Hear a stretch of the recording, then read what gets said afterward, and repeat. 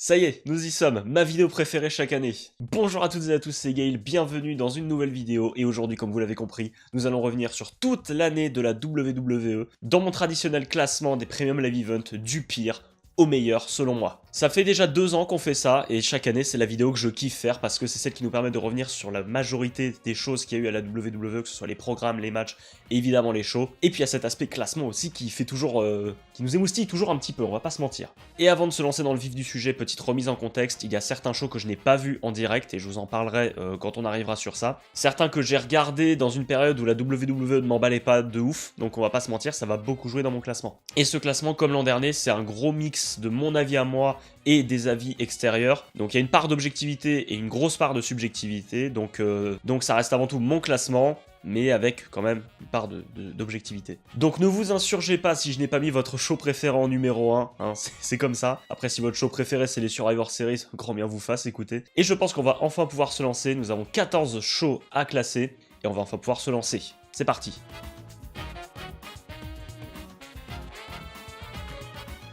Et nous commençons à la 14e place, et je pense que je ne vais choquer absolument personne, c'est le Premium Live Event le plus récent en date, je vous parle des Survivor Series. Les Survivor Series, donc, on a continué encore avec cette méta des Wargames, et j'ai déjà dit en long et en large ce que je pense des Wargames. Je n'ai rien particulièrement contre la stipulation en elle-même, mais c'est vraiment la façon dont on amène les histoires qui me dérange un petit peu, c'est-à-dire que là on va juste croiser des programmes, on va mettre les plus grosses stars contre un clan dominant, et mais même derrière, in-ring, c'était pas folichon. On va regarder un petit peu la carte, du coup, comme on fait à chaque fois.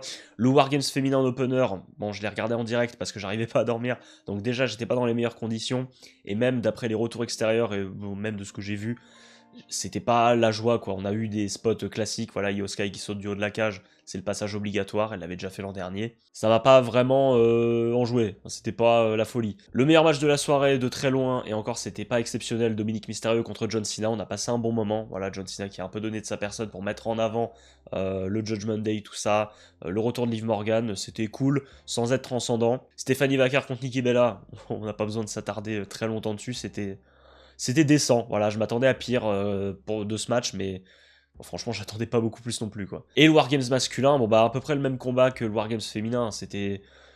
Le truc, c'est qu'en fait, tout a été construit autour de Reigns et Lesnar, j'ai l'impression. Alors, est-ce qu'on a envie de revoir un programme entre Roman Reigns et Brock Lesnar? Absolument pas. Alors oui, il y avait un peu d'aura, il y avait un truc un peu sympa qui se passait quand Roman Reigns est rentré pour aller confronter Lesnar. Mais après ça, on a eu un gros sprint où ça a duré même pas 5 minutes une fois que Roman Reigns était arrivé. Et ça s'est terminé comme ça, comme un cheveu sur la soupe.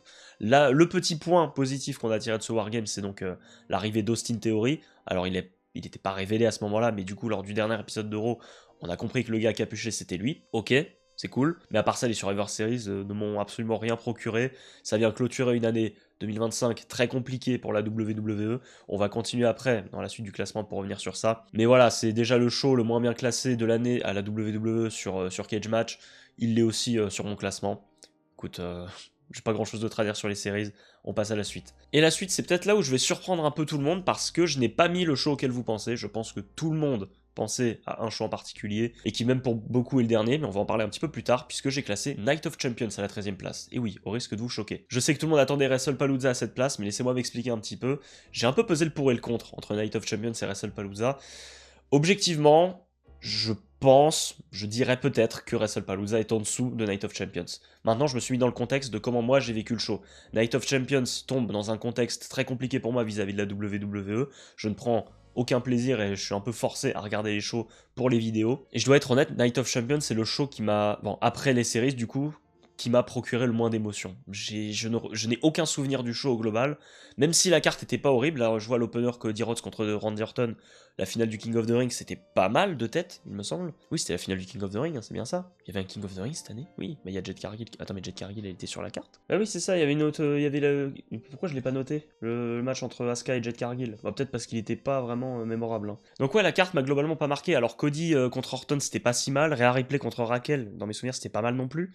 Sami Zayn versus Karrion Cross, bon, voilà. Solo Sikoa versus Jacob Fatu, c'était moins pire qu'à SummerSlam, c'était ok tiers, sans plus. Cena Punk, c'était pas mal, dans mes souvenirs, j'ai passé un bon moment devant le match quand même, mais Pour autant, ouais, ça m'a... Après, je m'étais fait spoiler le show au préalable, c'est vrai. En fait, c'est pour te dire, j'ai même pas essayé de me protéger des spoils parce que j'en avais rien à faire.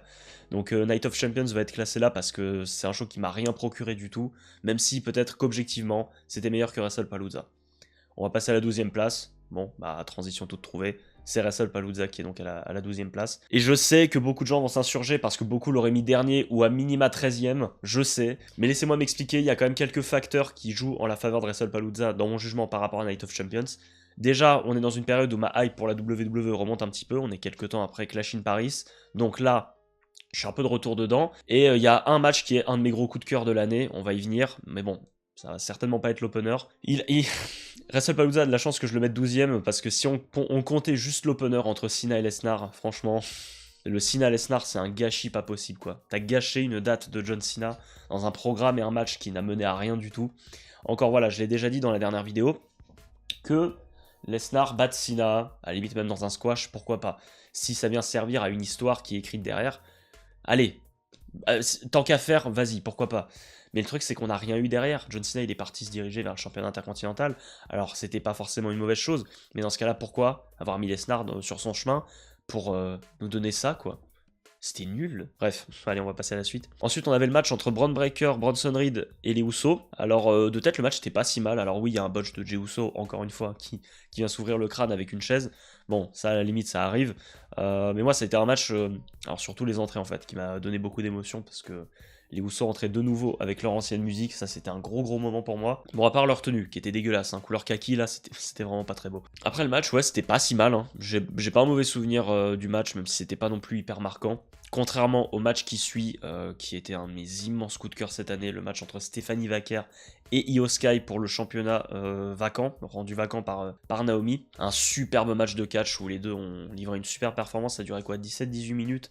C'était formidable, quel dommage de ne pas les avoir mis en opener à la place de l'horrible Cena Lesnar, ou peut-être même en main event, en vrai de vrai. Non, ça aurait été trop de risques de prix par la WWE, ils ne pouvaient pas se permettre. Mais non, c'était un superbe match. Franchement, je vous spoil directement, il y a de grandes chances qu'il soit dans mon top 10 de mes matchs de l'année parce que c'est ce qui sauve WrestlePalooza dans mon estime en grande partie. Ce match entre Stephanie Vaquer et Io Sky, c'était génial.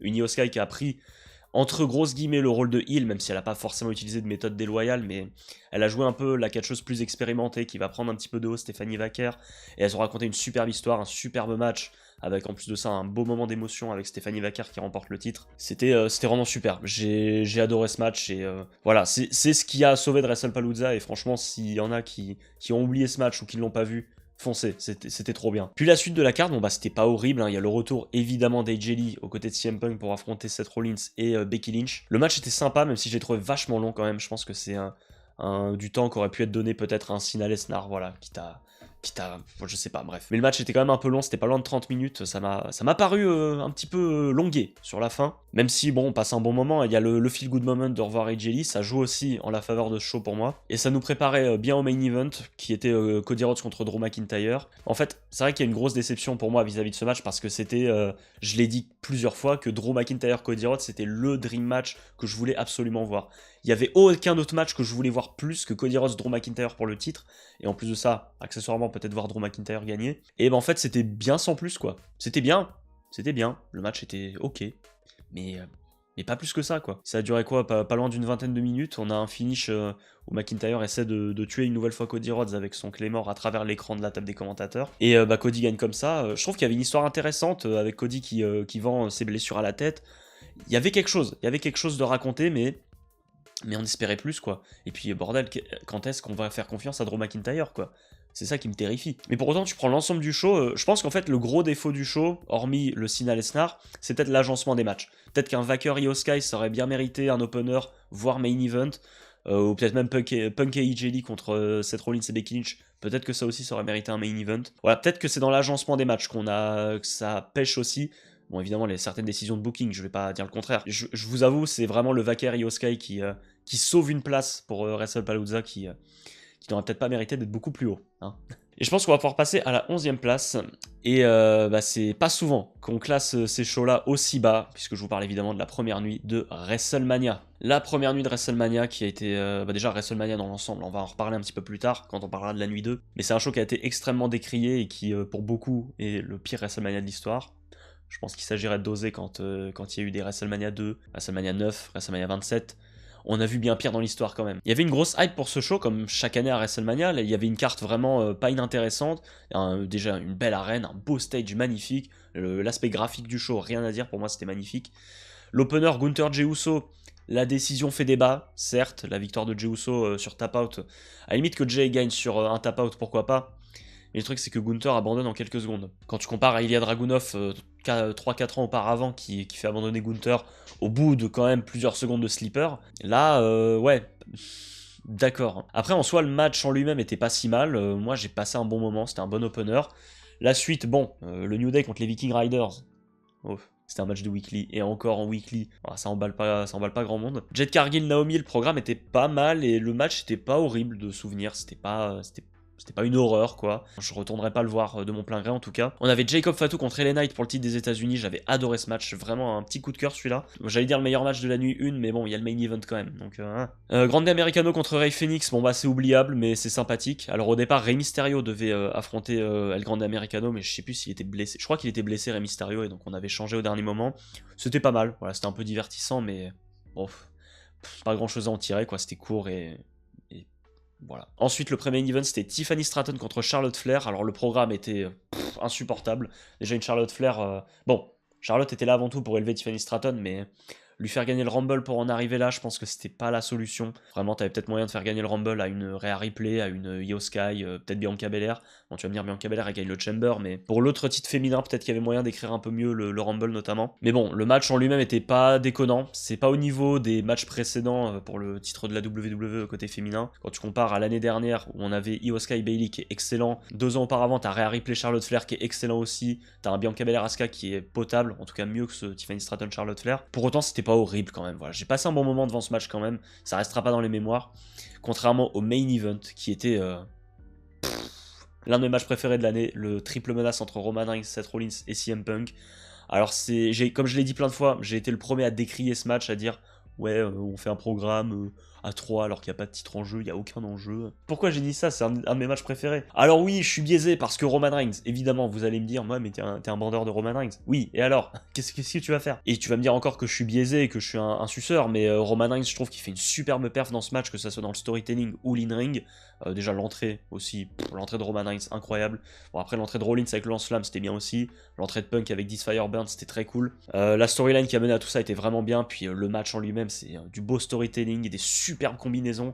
Roman Reigns qui s'apprête à faire le powerbomb du Shield avec Rollins pour au final lui péter la gueule. L'enchaînement Stomp GTS Spear au milieu du ring, c'était complètement dingue. Et puis à la fin, évidemment, The Twist of the Century, le turn de Paul Heyman sur Punk et sur Roman Reigns pour s'associer à Seth Rollins et donc lancer officiellement la vision. Ce main event est vraiment le truc qui sauve la nuit 1 de WrestleMania, et maintenant que je réfléchis et que je vois le show que j'ai mis au-dessus, c'est un peu honteux que j'ai mis WrestleMania nuit 1 aussi bas. Après, tu vas me dire, bon, les gens vont dire, alors frérot, ne t'en veux pas, parce que WrestleMania, c'était vraiment de la... Bon, bref, une 11e place que j'aurais peut-être interverti avec le suivant. Mais bon, c'est pas grave. On va passer au suivant, justement. Le top 10. On rentre dans le top 10, et oui.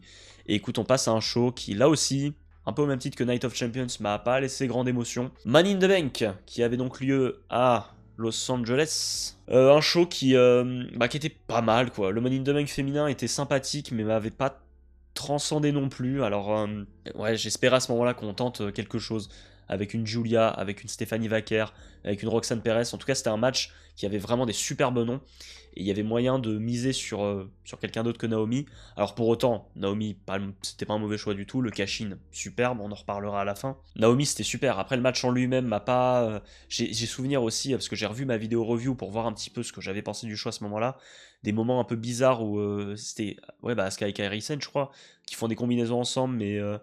c'est pas toujours fluide. À un moment, elles essaient de lancer une échelle sur je sais plus qui. L'échelle, elle rebondit sur la corde. 0 dégâts infligés. Et aussi ce finish, justement, où elles attaquent, encore une fois, je sais plus qui, à l'extérieur du ring. Bah, je crois que c'est... Je me demande si on met pas quelqu'un sous les échelles. Je ne sais plus du tout. Oh la vache. Et du coup, voilà, quelqu'un enseveli sous les échelles par quelqu'un d'autre. Et les quelqu'un qui ont enseveli la personne sous les échelles s'assoient et attendent pour regarder le finish, où Naomi va décrocher la mallette. Mais bon, Naomi qui gagne la mallette, pourquoi pas, j'ai rien contre ça. Ensuite, c'était Dominique contre Octagon Junior, c'est vrai, le petit crossover triple A. Bah, je crois que le même week-end, il y avait eu... je me demande si c'était pas le premier show crossover NXT triple A, c'est possible. C'était pas mal, voilà, c'était un match cool qui mangeait pas de pain. Mais très court, quoi. Rien à dire, et prévisible évidemment. Par contre, le match qui a suivi, aïe aïe aïe, il a aussi un de mes coups de cœur de l'année. On en reparlera encore un petit peu de cette rivalité. J'en ai beaucoup parlé, Becky Lynch contre Lyra Valkyria. Donc là, c'était le deuxième match pour le titre intercontinental. Et si je dis pas de bêtises, c'est là que Becky Lynch prend le titre, il me semble. Et c'était dans la continuité de leur match de Backlash qui était vraiment bien aussi. Alors là, on était un peu plus dans la violence. Je me demande si c'était pas sans disqualification ou quelque chose comme ça, ce match-là. J'ai personnellement une préférence pour le match de Backlash qui était plus catchesquement parlant qualitatif. En tout cas, c'est ce que je pense. On avait vraiment des superbes combinaisons. Mais bon, d'abord, on parle de Money in the Bank. Mais en tout cas, oui, j'ai un bon souvenir de ce match. Et ensuite, on avait le Money in the Bank masculin qui était très intéressant avec là aussi des bons spots. Un match qui m'avait bien plu. La seule déception, c'est que, bon, oui, Rollins, le cash-in là aussi, comme Naomi. Super, du génie, rien à dire. Mais j'espérais qu'on mise sur LA Knight, quoi. Peut-être qu'en 2026, voilà. WWE a dit, 2026, LA Knight, ça va envoyer. Hein. Il y a un an, on avait dit la même chose pour Finn Balor, on voit où on en est aujourd'hui. Bon, on va croiser les doigts. En vrai, le choix de Rollins, c'était pas mauvais, mais moi, j'espérais autre chose quand même j'espérais qu'on tente quelque chose avec LA Knight, encore une fois. Le match était sympa, j'avais passé un bon moment devant. Contrairement au main event, bon, j'ai déjà donné mon avis dans la dernière vidéo où on parlait de l'année de Cena. Le match entre l'équipe de John Cena donc et Logan Paul contre celle de Cody Rhodes et Jey Uso. Les matchs par équipe showcase comme ça de Money in the Bank, ça me saoule, voilà, mettez un titre en jeu. Mais à la limite faites un 4-way comme ça, on n'en a plus rien à faire. Les matchs par équipe comme ça où tu te prives d'un match de championnat, où tu prives peut-être le spot de main event à un des Money in the Bank ladder match, je suis pas fan quoi, ça fait 3 ans qu'on fait ça. Ça commence à me saouler, vraiment, j'espère qu'on va changer ça l'année prochaine. Et le match en lui-même, bon c'était pas atroce, oui c'était pas mal, mais ça m'a rien provoqué quoi. Il s'est rien passé. Voilà, victoire de. Je sais même plus qui c'est qui gagne. C'est pas Cody qui gagne avec Jay pour battre Cena et comme ça il légitime son spot pour SummerSlam ou un truc comme ça. Je sais même plus. On va passer à la 9ème place. À la 9ème place, on a du lourd et on commence à entrer dans les shows que j'ai bien appréciés au global. Ceux d'avant, c'était un peu. Ouais, en demi-teinte, on va dire. Là, on commence à rentrer dans les shows que j'ai bien aimés. Et encore, celui-là, c'est pas celui que j'ai regardé dans les meilleures conditions. J'ai regardé sur mon téléphone, comme ça, sur le pouce. Voilà, on parle de Backlash à Saint-Louis. Je regarde la carte, c'était solide quand même, Backlash. Hein. Alors, il y a juste un Gunther Pat McAfee qui s'est placé là. On va pas en reparler, enfin si on va en reparler du coup, mais on va d'abord parler de l'opener. Et l'opener c'était le Fatal 4-Way pour le championnat des États-Unis où Jacob Fatu défendait contre Damian Priest, Drew McIntyre et LA Knight. C'était très bien ce match, c'était vraiment cool, super rythmé dans une très belle ambiance. D'ailleurs c'est pas ce match aussi où Drew McIntyre il se prend un sale coup au niveau de la tête quand Damian Priest l'envoie à travers une table. Il me semble que c'est ça. J'ai un bon souvenir de ce match, c'était vraiment sympa, les 4-Way comme je les aime ça. C'était un très bon opener. Et oh putain ouais, ça avait enchaîné avec Lyra Valkyria contre Becky Lynch du coup. Aïe aïe aïe. Mais Backlash, en fait, j'aurais dû le mettre plus haut. Hein. Après, il y a le reste de la carte. En fait, il y a les 2 premiers matchs que j'ai adorés, et le reste qui m'a laissé un petit peu froid, quoi. Ouais, t'as les 2 premiers matchs pour les championnats mineurs qui sont excellents. Lyra Valkyria, Becky Lynch, je l'ai dit à l'époque, mais c'était un gros coup de cœur. Je me suis régalé devant ce match, c'était trop bien. Ensuite, c'était Dominic Mysterio contre Penta, l'autre championnat intercontinental, du coup, championnat intercontinental masculin. C'était pas mal, ouais, de tête, c'était pas mal, mais pas marquant de fou non plus. Je crois que ça avait pas été très long en plus de ça. Mais ouais, ça m'avait pas transcendé plus que ça. Gunther Pat McAfee, c'était pas une mauvaise surprise quand même, je trouve que. Alors c'était embêtant quand même de voir Gunther relégué à ce niveau-là, parce que là du coup il vient de perdre le championnat du monde, il se retrouve relégué dans un programme avec Pat McAfee. Alors je trouve qu'ils ont donné quelque chose de pas si mal, voilà, Pat McAfee il a été bon dans son acting, dans sa combativité. Gunther, toujours aussi détestable, mais tellement bon. Ils ont rendu un programme inintéressant, pas si inintéressant, donc écoute, c'est à mettre à leur crédit quand même, honnêtement, et vraiment, je crois que je passerai un meilleur moment à revoir Gunther Pat McAfee que le match par équipe de Money in the Bank. Premier degré, hein, vraiment. Et le main event, donc, opposé John Cena à Randy Orton, c'était évidemment le match qu'on attendait tous pour la tournée d'adieu de John Cena. J'ai déjà dit ce que j'avais à dire dans la dernière vidéo à propos de ce match, encore une fois, mais on va en reparler évidemment. Je suis pas particulièrement touché par cette rivalité, moi, j'ai pas grandi avec la rivalité John Cena-Randy Orton. Je suis arrivé 1 an trop tard, malheureusement. Pour autant, c'est 2 catcheurs que j'aime beaucoup et je savais que c'était un match important pour beaucoup de gens et pour ces 2 catcheurs-là précisément. Le match était pas mal, il y avait pas mal de références à leurs anciens affrontements, des RKO qui contre des attitude adjustment. Voilà, il y avait des trucs sympas. Le gros problème de ce match, bah, c'est l'overbooking. C'est un match qui ne devait pas avoir d'overbooking. T'as R-Truth qui arrive à la fin pour arrêter son héros d'enfance parce que oula, John Cena, tu pars en steak. Pourquoi on fait ça? Ça pouvait très bien se faire comme ils l'ont fait, tu vois. Après le show, il y a la conférence de presse, John Cena qui parle tout ça. À ce moment-là, tu fais entrer R-Truth. Mais t'avais pas besoin de le faire aider John Cena. Non, il n'y avait pas besoin. À la limite, tu pouvais le faire sur un autre match. Pourquoi pas? Mais là, c'était Cena Orton. C'est parmi tous ceux qui étaient disponibles à la WWE cette année, dans les adversaires de John Cena, c'était un des plus importants, si ce n'est le plus important. C'est dommage. En vrai, je dirais pas que ça a été complètement gâché, mais ça a vraiment entaché ce match et c'est dommage. C'est vraiment dommage. Après, ça vient conclure un backlash qui était pas horrible, hein. Franchement, je revois là toute la carte. Encore une fois, c'est surtout les 2 premiers matchs, moi, qui m'ont vraiment conquis. Le Lyra Valkyria et Becky Lynch, incroyable. Mais sinon, ouais, en fait, c'est ouais, à partir de Dominique Penta, ça m'a un peu refroidi. Ça m'a pas transcendé. On va passer à la 8e place et je vous propose qu'on retourne un mois en arrière pour parler de la nuit 2 de WrestleMania. Et ouais, la nuit 2 de WrestleMania, j'ai trouvé que c'était un peu l'antipode complet de la nuit 1 de WrestleMania, du coup. Là où la nuit 1, ça a été en dents de scie, pas ouf même, tout le long, jusqu'à la fin du show, c'est vraiment remonté en pic. Là, tu commences en pic et tu descends petit à petit. Parce qu'on a ouvert le show avec l'un des matchs de l'année, Io Sky, Bianca Belair, Rhea Ripley, c'était incroyable. J'ai revu le match il y a quelques jours pour l'occasion justement, pour me le remettre en tête, c'était une folie. Clairement un candidat pour le top 1 de l'année, c'était génial, du grand catch, bravo mesdames, c'était super. Vraiment, mais il y a trop de superlatifs à trouver pour ce match, c'était fantastique. Puis t'as la victoire un peu surprise d'Io Sky à la fin, qui déjà ne devait entre guillemets pas se retrouver là, parce qu'au moment où Bianca Belair remporte le Chamber, c'est encore Rhea Ripley qui est championne. Donc on se dit qu'on va partir sur un 1 contre 1, et moi au départ c'est ce que je voulais, j'étais un peu déçu qu'on se fasse ce triple menace, mais en vrai de vrai aucun regret, hein. C'était tellement bien. Et ça enchaînait plutôt bien, puisque t'avais Drew McIntyre contre Damian Priest dans le Street Fight juste après. C'était vraiment super. C'était pas trop long, c'était simple et efficace, avec Damian Priest qui rentre avec les premières notes de son son, pardon, qui sont jouées par Kerry King. C'est pas là où Drew McIntyre arrive déguisé en je sais plus quoi pour une sponsor, ou ça devait être pour un jeu vidéo, je me rappelle plus. Mais c'était ouais, c'était bien. Et puis Drew McIntyre encore qui avait pris une photo pour Twitter, qui a fait des stats de fou.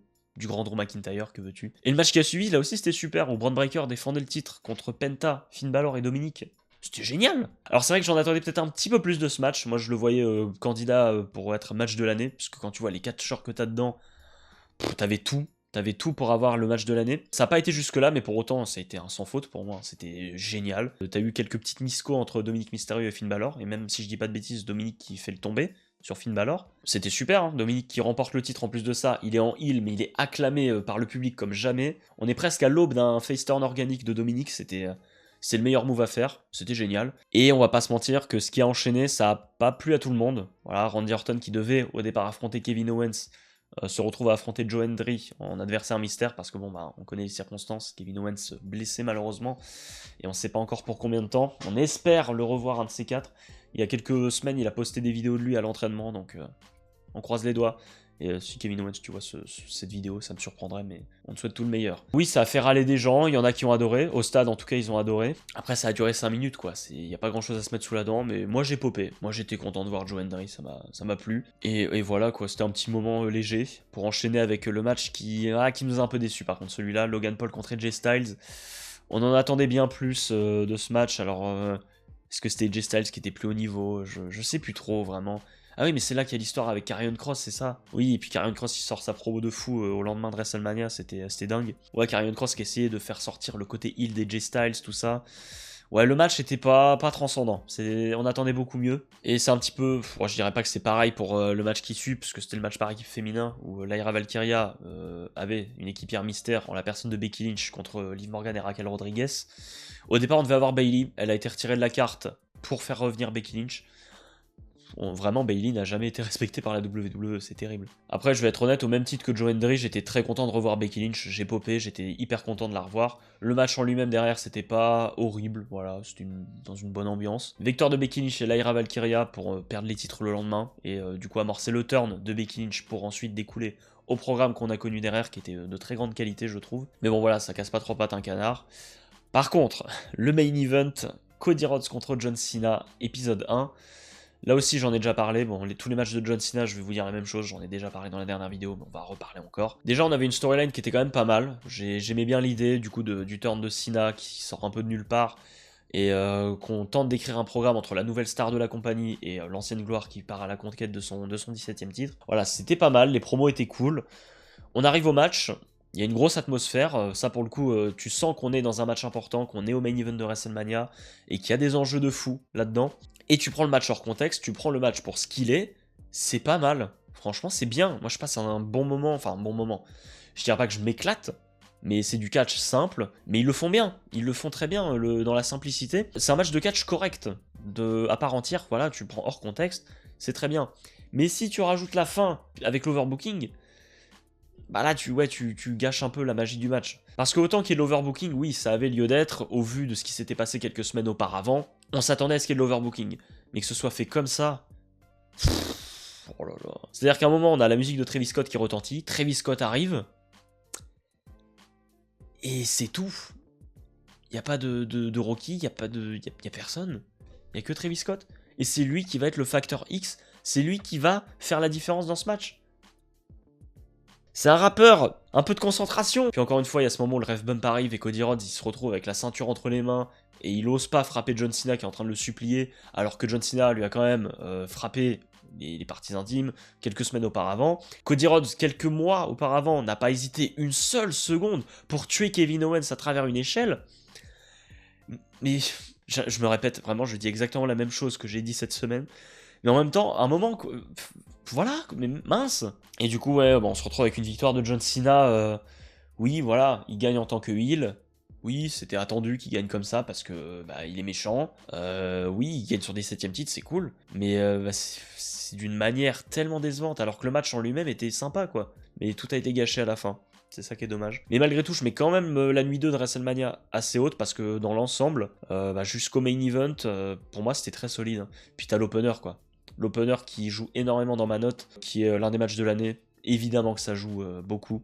Et je trouve que c'est une bonne 8ème place. J'avais passé un meilleur moment sur l'ensemble de la nuit 2 que sur la nuit 1 par exemple. Et on va passer maintenant à la 7ème place. Et on va avancer un petit peu dans le temps cette fois-ci, puisqu'on part en été pour la nuit 1 de SummerSlam. Alors SummerSlam, c'est un de ces shows que je n'ai pas vu en direct. J'avais fait ma vidéo prono la semaine du show justement, mais j'avais pas pu regarder le show à ce moment-là.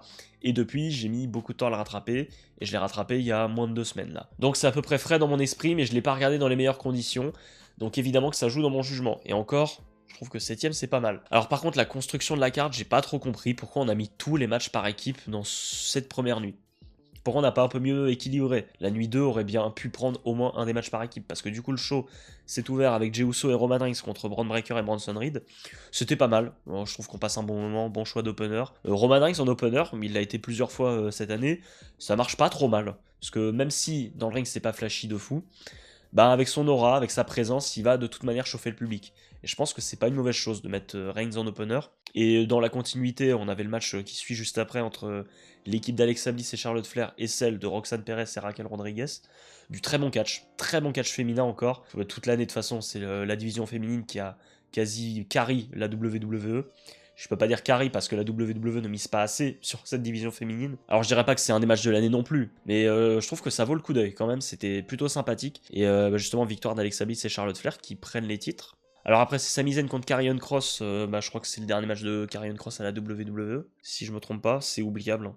C'est oubliable, Sami Zayn qui gagne en plus de ça. Après, je pense que justement, on a donné la victoire à Sami Zayn parce que Karrion Kross était en partance de la WWE. Ensuite, on avait Jade Cargill contre Tiffany Stratton. Ah, j'ai pas beaucoup aimé, hein. J'ai pas beaucoup aimé ce match. Hein. Puis je pense à un spot en particulier à chaque fois. C'est le spot un peu facile pour justifier un dégagement d'un tombé ou je ne sais quoi. Où t'as Jade Cargill qui porte son finisher mais qui est bien à côté des cordes. Enfin, elle est pas vraiment à côté des cordes. Elle est un peu loin, mais du coup tu la vois volontairement bien se rapprocher des cordes pour que Tiffany Stratton puisse mettre le pied dans la corde et qu'on annule le tombé. Pour que du coup Tiffany Stratton gagne sans pour autant que Jade Cargill soit décrédibilisé. Mais justement, est-ce que tu décrédibilises pas complètement les gens qui font ça? Parce que tu te dis, c'est censé être les meilleurs catcheurs du monde. Ils sont censés savoir ce genre de choses. Ils ont l'expérience. Et ils arrivent quand même à faire des erreurs comme ça. Mais là, c'est même pas une erreur, c'est elle-même qui se dit, allez, je vais me compliquer la tâche, ce tombé-là, il va pas aller au bout. Ça fait pas de sens. Ouais, le match m'a pas beaucoup plu. Jade Cargill, au global, c'est pas la catcheuse qui nous emballe, ça je l'ai bien compris. C'était pas fou. Le match d'après, c'était Randy Orton et Jelly Roll contre Drew McIntyre et Logan Paul. Bonne surprise. Voilà, Jelly Roll, j'ai été le premier à râler sur sa présence ici.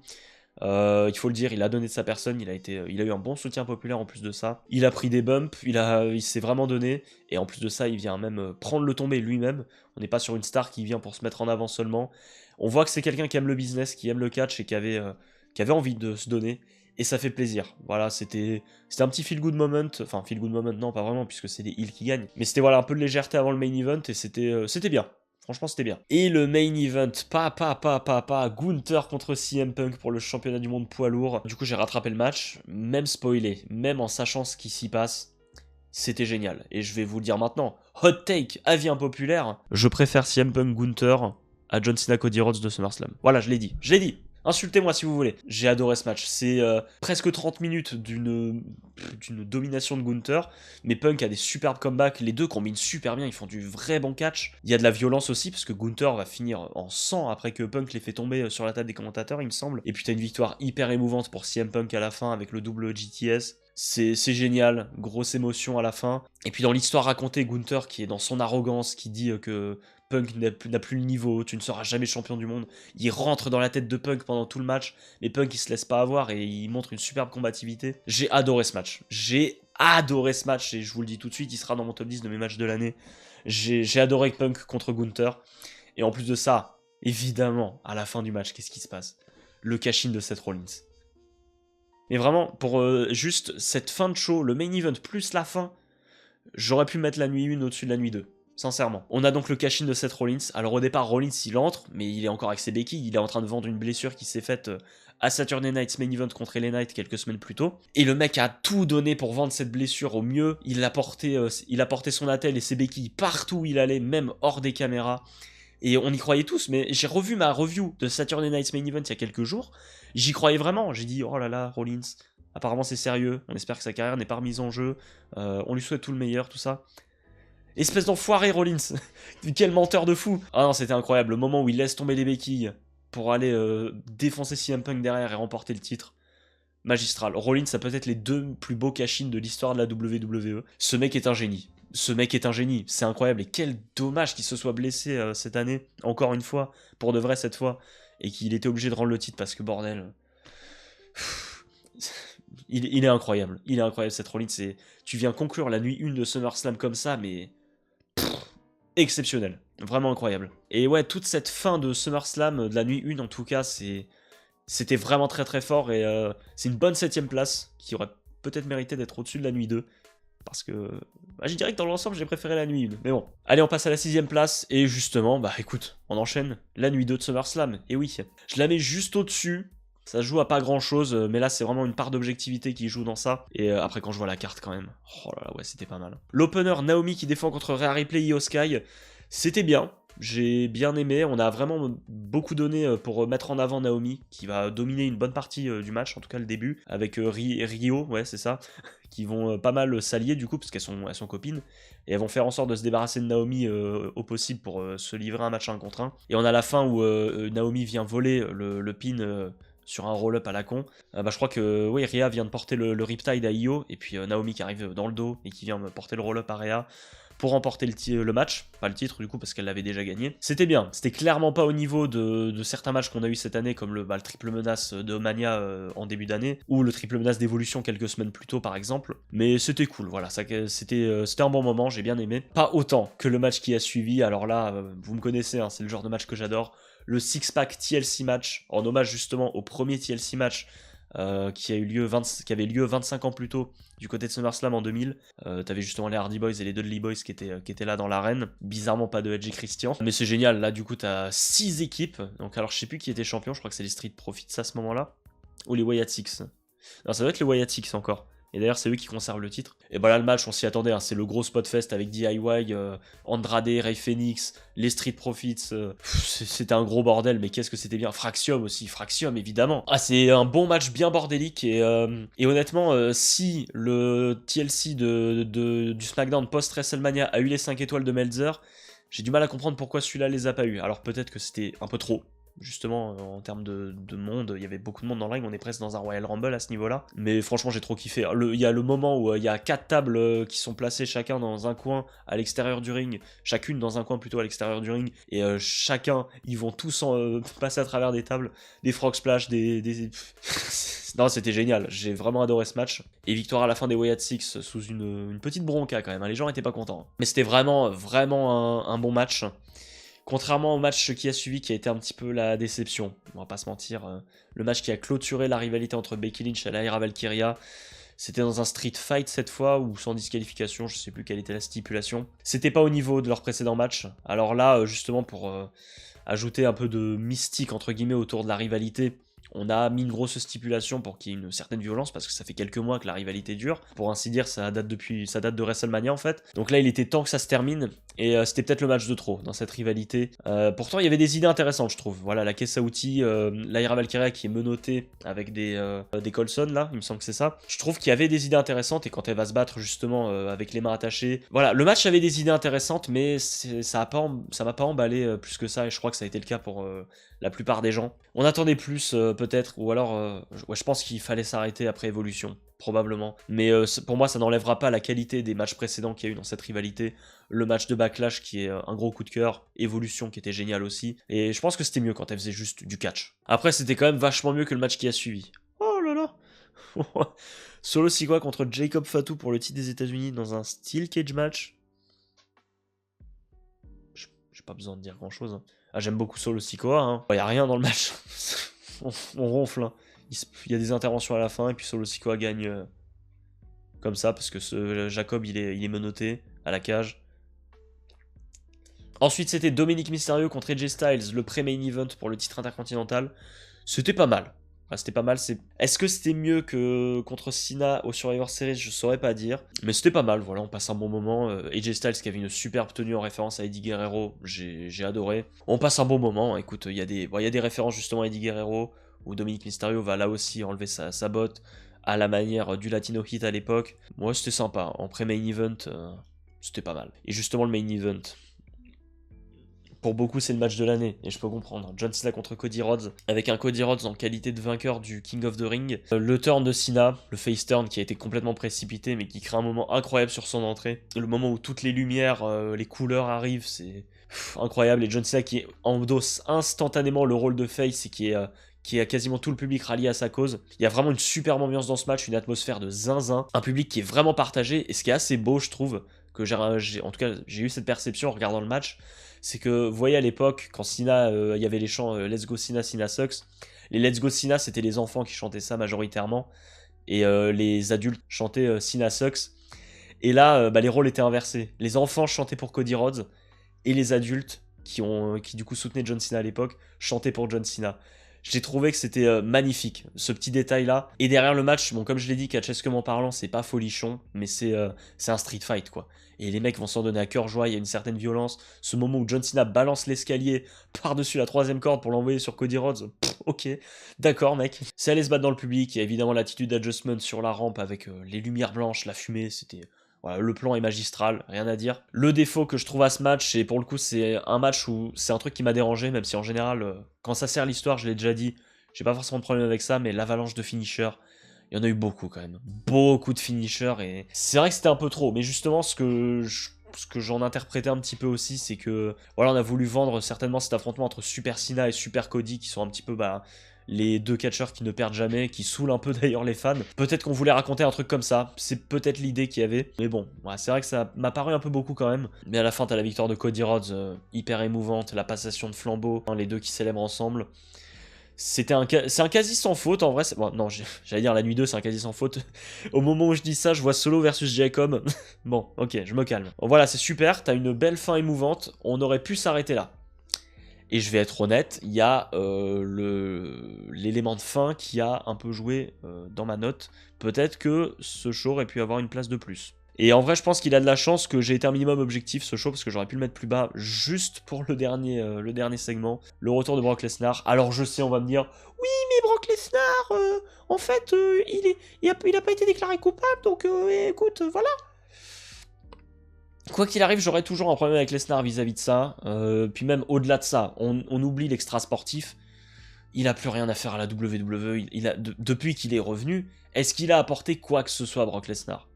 À part un mème où il se casse la gueule sur son entrée. Non, y a rien du tout. Alors oui, voilà, le moment est beau, hein, c'est grosse explosion de la salle au moment où Lesnar arrive. Ok, d'accord, mais c'est tout. Depuis que Lesnar est là, il n'a rien apporté, à part prendre un spot dans le Wargames alors qu'on aurait pu le donner à Austin Theory, nous prendre une date de John Cena à putain de WrestlePalooza alors qu'on aurait pu donner n'importe qui d'autre. Vraiment, tu pouvais donner... Il y a qui l'a pas affronté John Cena cette année? Un Carmelo Hayes? Bah tiens, pourquoi pas? Non, Lesnar, il est venu prendre son chèque et puis il va catcher quoi encore? 3-4 matchs d'ici sa retraite à SummerSlam l'an prochain. Voilà, j'ai beaucoup de mal avec Lesnar. Fut un temps, j'aimais beaucoup Lesnar. Enfin, j'aimais beaucoup. J'ai jamais été son plus grand fan, mais voilà, quand il se donne, Brock Lesnar, il peut donner des grands matchs. Mais là, depuis son retour, il a rien apporté, quoi. Et en plus de ça, voilà, il se traîne plusieurs casseroles. Il a été cité plusieurs fois dans des accusations assez terribles quand même. Voilà, j'ai pas envie d'épiloguer là-dessus. Ça vient quand même un peu entacher une nuit 2 de SummerSlam qui était très solide avec un excellent main event et une bonne carte dans l'ensemble. À part un match qui est vraiment une ça reste moins pire que WrestlePalooza. Et ça, je mourrai avec cette take s'il le faut. Allez, on va rentrer dans le top 5, j'en peux plus. J'en peux déjà plus de parler de Lesnar. Il nous reste encore 5 shows, dont un du Big Four. Et le dernier show du Big Four, qu'on n'a pas encore cité, prend cette 5ème place. Je vous parle du premier Premium Live Event de l'année. Je mets beaucoup de forme pour parler du Royal Rumble quand même, c'est fou. Le Royal Rumble 2025, premier show de l'année, c'était à Indianapolis. Oui, c'est ça, c'était même marqué sur le logo d'ailleurs. On l'avait vu en live react. Alors vous allez voir que ça joue beaucoup dans mon jugement, hein, les live react, c'est sûr. Mais en même temps, c'est là que tu kiffes le plus le show parce que t'es dans les meilleures conditions pour profiter de tout ça. Et je vais être honnête, le Rumble 2025, c'est un de mes Rumble préférés. Alors je sais qu'il a énormément de critiques à son encontre qui sont légitimes, je trouve. Par exemple, le Rumble féminin qui, dans l'ensemble, était sympa. C'était sympa jusqu'à ce qu'on ait ce moment où Nia Jax a éliminé 10 personnes d'un coup. 7, 8, 9, je sais plus. Il y a tout le monde qui sort. Io Sky, Bianca Belair, Stephanie Vaquer qui tombe aussi, je sais plus. Elle était dans le Rumble, Stephanie? Oui. Oh. Je sais plus. Je sais même plus. Mais en tout cas, il y a toutes nos favorites qui tombent. Il nous reste plus personne. Et notre dernier espoir, c'est Roxanne Perez, qui se retrouve face à Charlotte Flair. Il n'y a pas Nikki Bella aussi dans le Final Four d'ailleurs. Le Final Four, c'est pas Nia Jax, Nikki Bella, Charlotte Flair, Roxanne. Ça me paraît déjà très loin, hein, mais je crois que c'était un truc comme ça. Bah en fait, on donne le Rumble à Charlotte Flair, quoi. Et c'est là que j'aurais aimé qu'on tente quelque chose, peut-être avec une Roxanne Perez, ou voilà, peut-être faire gagner, je sais pas, Io Sky, Bianca Belair. Si l'objectif principal c'était d'amener un triple menace pour le championnat de la WWE, enfin le championnat du monde du coup, ça aurait été peut-être plus judicieux de donner le Rumble, et peut-être que derrière le Chamber tu le donnais à Charlotte Flair, ce serait peut-être un peu mieux passé. Même si après dans l'ensemble j'avais pas trop mal aimé le Rumble féminin quand même, c'était pas si mal. Dans la mid-card on avait DIY contre les Motor City Machine Guns. Bah déjà c'est cool quand même, c'est une époque où on a quasiment pas les championnats par équipe sur les cartes principales des shows majeurs. Mais donc voilà, c'est une première depuis longtemps, les championnats par équipe sur un Premium Live Event, sur une grosse scène en plus de ça, alors que c'est un show de 4 matchs. C'est quand même pas mal d'avoir réussi à choper une place là-dessus. Et le match était solide, mais ça a pas embarqué le public, parce que là tu sors d'un Rumble match qui était assez éprouvant quand même. Pourtant, catchesquement, c'était très solide, hein. Il y a vraiment des bonnes combinaisons entre les deux équipes. Mais en même temps, déjà, tu vois les noms, Ciampa Gargano contre Chris Sabin et Alex Shelley, c'est super, vraiment, ils font un superbe match, mais un peu dans l'anonymat complet, hein. Les gens s'en foutent. Le public est pas embarqué. Et même moi, je me rappelle, quand on regardait le match, ça avait beau être très sympa, on avait beaucoup de mal à se mettre dedans. Par contre, le match qui vient après, Cody Rhodes contre Kevin Owens, le ladder match. Le ladder deathmatch, devrais-je dire. C'était quoi ce truc? Alors on va peut-être me dire que je suis un peu douillé et que oui, je suis peut-être pas familier avec le style hardcore, mais c'est la première fois que j'ai eu peur premier degré pour la santé des deux mecs. Il y a le moment où Owens il porte comment ça s'appelle? Sur une espèce de package suplex, là, driver suplex depuis la deuxième corde, et il fait atterrir Cody sur l'échelle. Cody, le selling est tellement parfait, j'ai cru qu'il était dans le coma. Et puis l'Alabama Slam de Cody Rhodes à travers l'échelle. Vraiment, ce match, c'est d'une violence. C'est un ladder match pourtant. Mais les mecs, ils sont allés au bout de la violence, c'était incroyable. Puis à la fin, t'as la sécurité qui arrive, t'as Sami Zayn qui est là pour soutenir Kevin Owens, et ça vient découler derrière au match d'Elimination Chamber. Là, t'as Cody Rhodes qui sort très fort de ça, mais... Ah, c'était formidable, quel match de fou. C'était dès le début de l'année, on avait un candidat pour le match de l'année. Incroyable, vraiment un des meilleurs ladder matchs qui m'était été donné de voir. C'était un grand bravo Kevin Owens et Cody Rhodes, c'était génial. C'était un des bons programmes d'ailleurs de Cody Rhodes dans son premier règne, et tu viens conclure ça de la meilleure des manières. Alors que déjà du côté de Machine Berlin c'était plutôt pas mal, et Saturday Night's Main Event, bien que c'était un petit peu plus oubliable, c'était cool, mais là tu conclus avec le Rumble. Bon là on était prêts pour le Rumble, hein. Wouh. Et le Rumble, je l'ai déjà dit dans la dernière vidéo, mais c'est un de mes Rumble préférés. Ça se joue avec le 2009, et peut-être le 2020, 2017, 2018 aussi, c'était très cool. J'ai adoré, quoi. Il y avait un star power hallucinant. Déjà, en plus, tu commences avec Penta et Rey Mysterio, que veux-tu qu'il se passe de mal? Le truc que j'ai à dire sur ce Rumble qui va... tu sais quoi, carrément, je vais le descendre d'une place le Rumble, juste pour ça. Bon, peut-être pas quand même, mais... Carmelo Hayes qui est le premier éliminé du match. C'est comment WWE, vous voulez qu'on se batte à un moment? Parce que moi je commence à en avoir marre. Bon après c'est le début de l'année là, ça a beaucoup évolué, Carmelo Hayes commence à sortir la tête de l'eau et ça fait plaisir. Mais au-delà de ça, t'as un Rumble, oui comme j'ai dit, avec un star power de fou. T'as Joe Hendry qui arrive et à partir du numéro 16, Roman Reigns, John Cena, CM Punk, Seth Rollins, Jey Uso aussi. Le retour des Jay Styles avec son ancienne musique.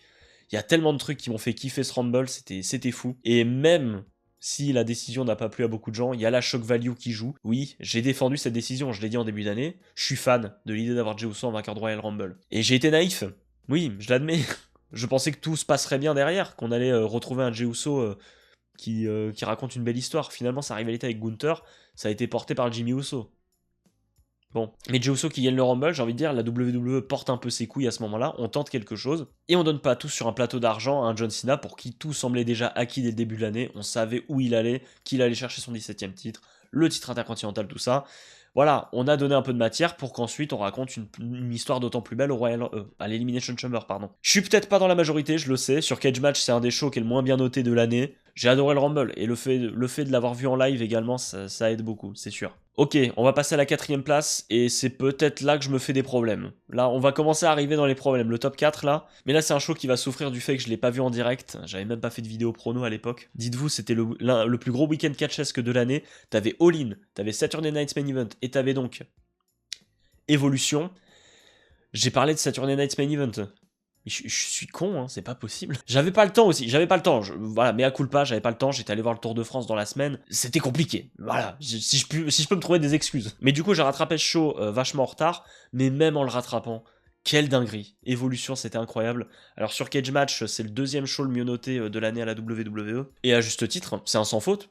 Mais oui, c'est un sans faute. Il y a aucun match qui est fondamentalement mauvais. Déjà, t'as un opener qui est génial entre Becky Lynch, Bayley et Lyra Valkyria. C'est super, c'est objectivement peut-être encore meilleur que les 1 contre 1 entre Becky et Lyra. T'as en plus de ça le titre NXT qui est défendu entre Jessie Jane et Jordynne Grace. Alors c'était sympathique sans plus, voilà, c'était pas hyper mémorable mais c'était pas mauvais du tout. Ensuite on a le 4-way pour les championnats par équipe, c'était super aussi, bien rythmé, avec justement des équipes d'NXT, avec Sol Ruka et Zarya notamment. Très bon match. Plutôt divertissant. On avait Tiffany Stratton contre Trish Stratus. Ça me fait toujours un peu grincer des dents de voir Trish Stratus dans des spots comme ça, au même titre que Nikki Bella. Mais pour autant, c'était quand même bien. Hein. Trish Stratus, elle a pas vraiment fait tâche dans ce match. Il y avait une belle ambiance, c'était pas horrible. Jade Cargill contre Naomi, c'était mieux qu'à WrestleMania. J'avais pas trop mal aimé, c'était un street fight en plus de ça, je crois. Une belle victoire pour Jade Cargill, c'était pas mal. Voilà, c'était sympathique sans plus. La Battle Royale pour déterminer l'aspirante numéro 1 au titre pour Clash in Paris, remportée donc par Stephanie Wacker. Bon, bah, c'est une Battle Royale, là, y a pas grand chose à dire. Bon choix en tout cas, scénaristiquement parlant, Stephanie Wacker, hands down, c'était du génie. Mais surtout, t'as ce main event, quoi. T'as ce main event entre Io Sky et Rhea Ripley qui est peut-être le meilleur match féminin de l'histoire de la WWE. C'est à débattre avec le triple menace qu'on a eu à Mania cette année. Allez, peut-être Rhea Ripley contre Charlotte Flair à Mania 39. Bah, peut-être Bianca Belair, Becky Lynch à Mania 38. Il y a beaucoup de candidats quand même, mais je pense que celui-là, c'est un très très sérieux candidat à ce titre-là. Possiblement titre de match de l'année également. Excellent match de catch, des combinaisons absolument incroyables. Io Sky et Rhea Ripley, c'est une chimie formidable, elles se connaissent par cœur, elles font tout trop bien, tout est génial, t'as une ambiance incroyable. Et à la fin, évidemment, t'as la shock value avec le cash-in de Naomi qui sort de nulle part. C'est absolu cinéma, que veux-tu que je te dise de plus? C'est un des meilleurs matchs de l'année, c'est un des meilleurs matchs de l'histoire de la WWE. J'ai pas assez de superlatifs pour parler de ce match, c'est vraiment trop bien. Malgré le fait que j'ai vu ce show en retard, j'ai quand même kiffé, j'ai passé un moment incroyable. Et tu vois, ce show est parfaitement à l'image de la qualité de la division féminine à la WWE cette année. T'as un show qui est un sans faute. Bon, t'as une mid-card qui est ok tiers, qui est pas mauvaise en tout cas, mais t'as un excellent opener, t'as l'un des meilleurs matchs féminins de l'histoire en main event. Rien à dire, exceptionnel l'évolution. Et si je l'avais vu en direct, il aurait pu grappiller 1 ou 2 places facilement. C'était vraiment génial. Bon allez, ça y est, on est sur le podium, il nous reste 3 shows. Normalement, si vous avez fait un peu les maths, vous savez lesquels il nous reste. Et oui, là, je vais me prendre des problèmes. Je vais avoir des problèmes. À la 3ème place, je classe le show qui est le mieux noté de l'année, sur Cage Match notamment. Je mets Elimination Chamber. Ne vous insurgez pas, je vais me justifier évidemment. Elimination Chamber donc, on est à la suite du Royal Rumble qui a suscité pas mal de critiques. Et là on est toujours sur la route de WrestleMania, on va trouver les aspirants et aspirantes numéro 1 au titre donc de, là c'est Cody Rhodes et encore Rhea Ripley du coup qui est championne à ce moment-là. Et dans un premier temps on a le Chamber féminin où c'est donc Bianca Belair qui s'impose. Alors mais il me semble oui c'est là où Jade Cargill est de retour et attaque Naomi. Donc Naomi est déjà écartée du match d'office et l'acting de Bianca Belair quand elle voit Jade Cargill attaquer, c'est génial. Et malgré tout, voilà, gros ascenseur émotionnel pour Bianca Belair qui vient remporter le match. J'ai un bon souvenir du match dans l'ensemble, c'était plutôt cool, même si ça fait un moment que je l'ai pas vu. Je l'ai vu juste au moment où le show a eu lieu, puis je l'ai pas revu après coup. Bon match, victoire de Bianca Belair. Moi, quand Bianca Belair gagne, quand Bianca Belair est là tout court, je suis heureux. Voilà, c'est ma catcheuse préférée. Et à ce moment-là, quand on me teasait le Rhea Ripley Bianca Belair que j'attends depuis des années, j'étais content. Bon, il y a eu Io Sky, j'étais un peu moins content. Puis après, il y a eu le match. J'étais à nouveau content. Ensuite, on enchaînait avec le match par équipe. Ouais, on avait fait 2 matchs féminins de suite. Ok, je me rappelais pas. Mais du coup, on avait Tiffany Stratton qui faisait équipe avec Trish Stratus contre Candice LeRae et Nia Jax. Bon, voilà, la limite Trish Stratus, elle était chez elle. Le public était content, mais ni chaud ni froid, hein, vraiment. C'était victoire des Babyface, je crois. C'était histoire que Tiffany Stratton gagne un peu de momentum avant de se lancer dans son programme palpitant avec Charlotte Flair. Bon, de toute façon, il fallait bien un match un peu léger comme ça pour enchaîner avec ce qui a suivi. Kevin Owens contre Sami Zayn dans un unsanctioned match. Je vais y arriver. Pour moi, c'est un match qui est un quasi sans faute. Seul petit détail, c'est qu'il n'y a pas eu de sang. Alors, je suis le premier à dire que le sang, l'hyper-violence, c'est pas toujours mon truc à la WWE ou dans le catch en général même. Mais là, c'est quand même un match qui méritait d'un peu de sang, d'un peu de violence parce que t'avais une atmosphère, t'as une storyline qui est hyper personnelle entre les deux. Owens qui va quasiment s'introduire chez Sami Zayn. Le mec est un malade mental et je trouve que dans ce match on avait parfaitement retranscrit le dérangement mental de Kevin Owens. Il était plus vraiment lui-même, il est parti dans un autre monde le frérot. Et c'était parfaitement retranscrit dans ce match, ça utilise des chaises barbelées, il y a je sais plus combien de powerbomb sur l'apron porté par Owens. Il y a une grosse atmosphère en plus de ça. Accessoirement il y a le retour de Randy Orton à la fin. Au moment où Owens tente de tuer Sami Zayn avec son package pile driver, si je dis pas de bêtises. Et on commence donc à construire un match qui n'aura pas lieu entre Orton et Kevin Owens. Mais en tout cas, ce Kevin Owens-Sami Zayn, c'est terrible Kevin Owens quand même qu'on l'ait perdu en début d'année parce que le gars sur 2 Premium Live Events, il a 2 matchs de l'année. C'est simple. Respect quoi. Monsieur Kevin Owens, vous êtes exceptionnel. Et derrière, on avait l'Elimination Chamber masculin pour déterminer l'aspirant numéro 1 au titre de Cody Rhodes pour WrestleMania. Et on avait un des chambers les plus stacks de l'histoire. Damian Priest, Logan Paul, Drew McIntyre, CM Punk, Seth Rollins, John Cena. Que veux-tu de plus? C'était fou. Et in-ring, c'était plutôt sympa. On a les prémices du programme entre Drew McIntyre et Damian Priest du coup. Logan Paul qui, bon, même si ça me fait chier de le voir là, c'est toujours... voilà, il est bon, hein. Il est bon, faut le dire. Il y a évidemment la finale entre John Cena et CM Punk qui est plus ou moins amicale. Je crois qu'il y a Rollins aussi dans les trois finalistes. Et Rollins s'est éliminé, il vient porter le stomp à Punk. Et Cena qui vient capitaliser sur ça en mode heal un petit peu. Si on savait ce qui nous attendait derrière. John Cena remporte donc le match, son 3e chamber. Et derrière, on a évidemment l'événement qu'on connaît tous, le segment incroyable où on attend la réponse de Cody Rhodes. Est-ce qu'il a vendu son âme au Rock? Que nenni, c'est John Cena qui l'a fait. Et même si le run qui a découlé de ce turn était ce qu'il a été, voilà, des décisions de booking douteuses, le moment, lui, précisément, était l'un des plus grands moments de l'histoire de la WWE. On était unanime sur ça. On était en train de se dire, génie, John Cena heel turn, c'est encore plus gros que Austin, c'est encore plus gros que Hulk Hogan. Maintenant, on a hâte de voir ce qui va se passer derrière. C'était pas folichon, mais ça vient conclure un Elimination Chamber qui était déjà plutôt solide, en apothéose quoi. C'est peut-être le plus gros moment, le meilleur moment de l'histoire de la WWE, peut-être le meilleur moment de l'année 2025, à minima en tout cas. Bah, ça débat du coup avec le face turn et sa retraite. Bon, de toute façon, John Cena il a hijack l'année complètement. Mais quand tu regardes dans l'ensemble quand même, le Chamber c'était solide, mais par rapport aux 2 premières places, j'ai pas vécu les mêmes émotions. Voilà, j'ai pas vu le show en direct, contrairement aux 2 derniers qu'on a fait en live react ensemble et qu'on a vécu ensemble. Voilà, ça joue beaucoup dans mon estime, mais malgré tout, ça reste quand même une belle 3e place, je trouve, pour le Chamber, qui était un très bon show, avec en plus de ça une bonne ambiance. Ouais, bah en même temps, on est au Canada, que veux-tu que je te dise, c'est forcément bien. T'as un Kevin Owens, Sami Zayn incroyable. Pour moi, c'est une belle 3e place, et on va passer au top 2. Bon, il nous reste 2 shows, vous savez desquels il s'agit maintenant, lequel ai-je mis à la 2e place, et du coup lequel j'ai mis à la 1re place. Mais je vais être honnête, il y a un facteur qui a joué en la faveur d'un des 2 shows, et je vais y venir quand je parlerai du coup du numéro 1. À la 2e place, j'ai placé Clash in Paris.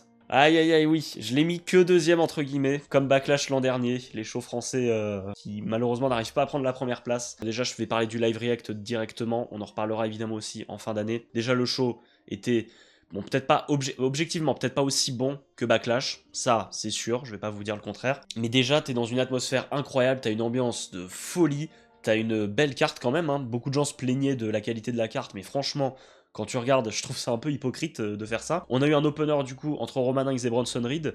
Alors, in-ring évidemment c'était pas fou, mais je trouve qu'on passait un bon moment, c'était un bon opener. Le seul truc à déplorer c'est quand même l'aftermatch qui était long, c'était très long même. Mais c'était pas un mauvais choix d'opener pour autant, je trouve on a passé un bon moment devant ce match. Derrière, on a le match entre les Wyatt Six et les Street Profits.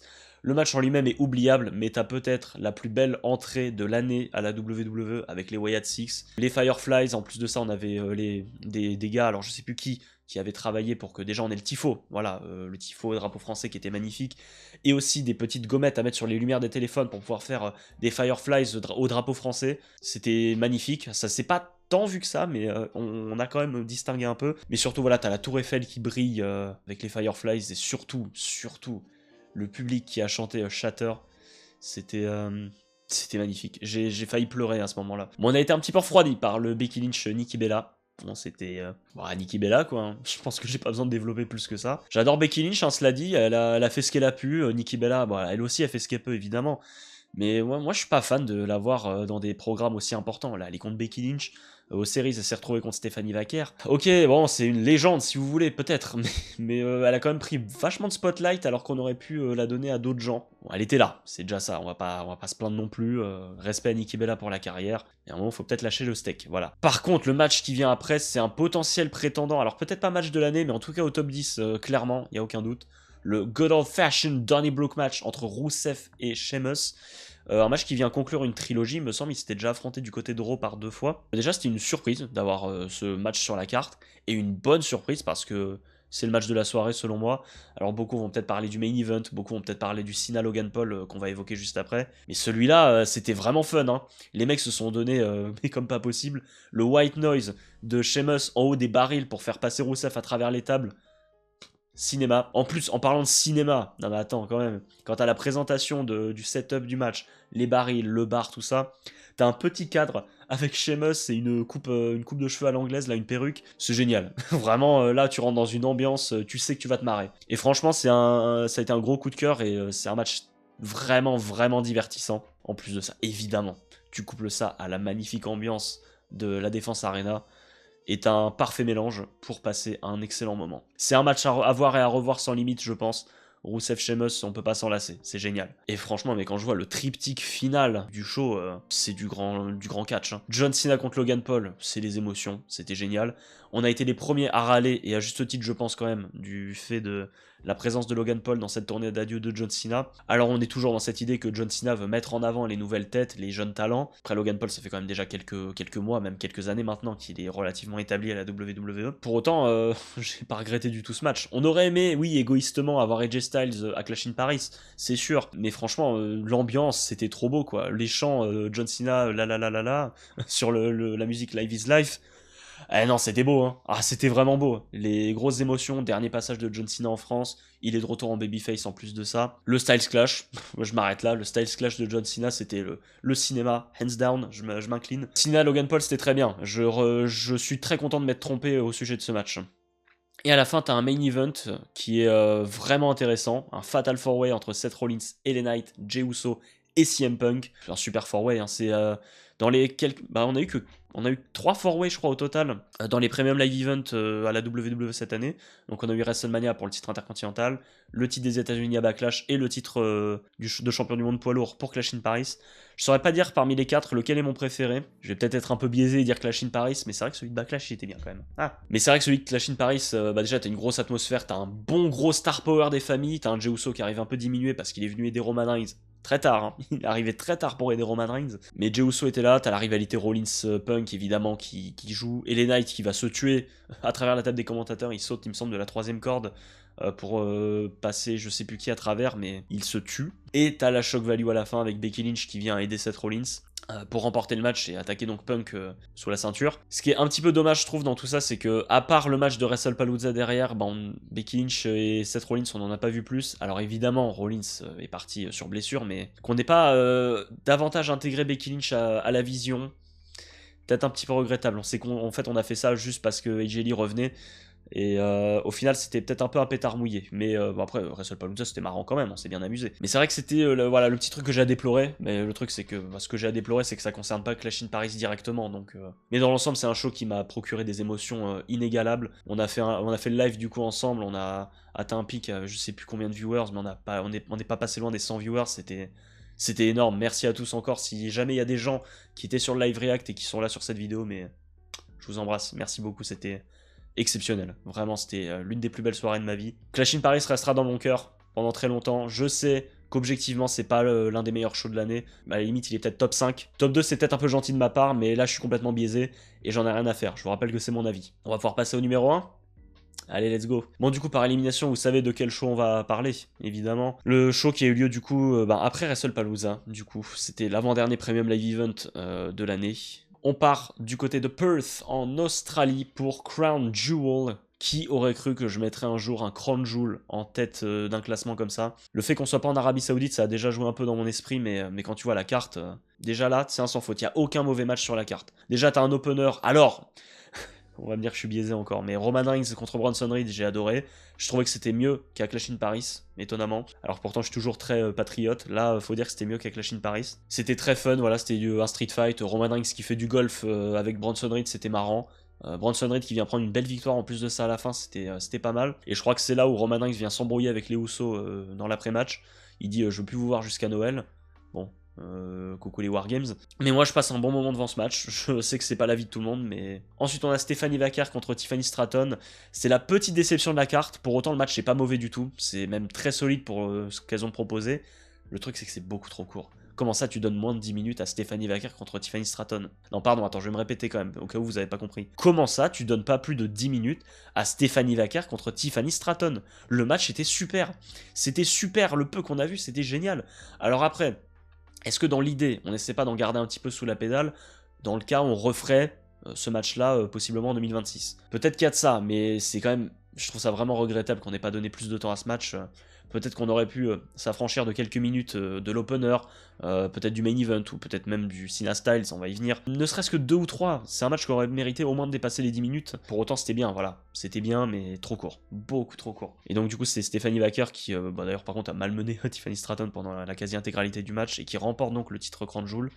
Un titre dont tout le monde se fiche, mais ouais, on peut toujours ajouter ça à son palmarès. Et ce match précédé, c'est même pas un match, c'est un poème. C'est un poème, c'est une pièce de théâtre, c'est du Molière, c'est du Shakespeare, je ne sais pas quoi dire, c'est du catch.